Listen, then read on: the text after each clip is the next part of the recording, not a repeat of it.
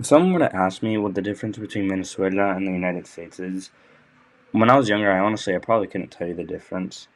I mean, I guess besides the food and the culture and the different language, but I saw the countries exactly the same. This is my story of how I went from blind to seeing how the United States and Venezuela are two different countries. Growing up, my family and I would spend the whole summer in Venezuela, just how all my friends would go to Michigan and their lake houses, or Ocean City for their beach houses, or Corolla. We would go to Venezuela. We would go to places where my parents grew up, such as my dad grew up in Rio Chico, which is a beach in Venezuela, and we'd go hiking in El Avila, which is a mountain in the capital of Caracas. During the time that I spent in Venezuela, I created many memories that will last me a lifetime. Until we stopped going and I didn't really understand why. This is when everything I knew was just going to change. The Capriles v. Maduro election became a daily conversation in my household. Although I didn't really understand much about elections at the time, I can still remember election day like it was yesterday. The day started off like any other day. We were heading over to my uncle's house.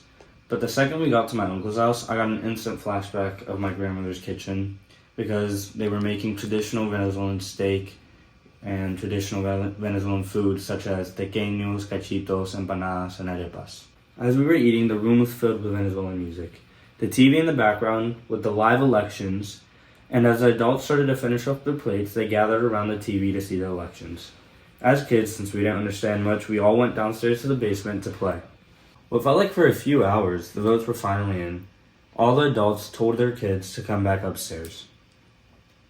The entire household was just watching the TV, patiently looking at who would win.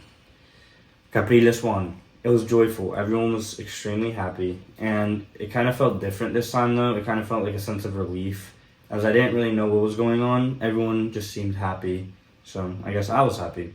For the next couple hours, everyone was celebrating, happy, dancing. We ate more food, and everyone called all their family members who lived in Venezuela to bond about the great news. It's funny how everything good can just change in a split second.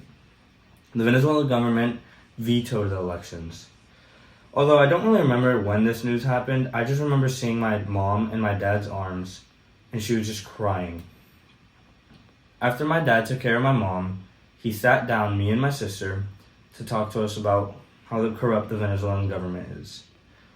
How one election can just ruin all the hopes of all the citizens of the country and possibly ruin a country. And that was the exact moment I realized that Venezuela and the US were different. Because I don't believe, even though I was young, I don't believe that one election in the US would completely ruin the hope for all the citizens and for everyone in that country. Ever since that day, it made me very grateful that I lived in the US. Because of that day, we had to send basic needs to my family members that lived in Venezuela, such as toilet paper, clothing, medicine, electronics, even food. And besides sending care packages, they would have to deal with weekly power outages and weekly, they would run out of water, or they wouldn't have water, hot or cold water. On top of that, riots and protests broke all over the world. The government got so corrupt that the US started to take notice.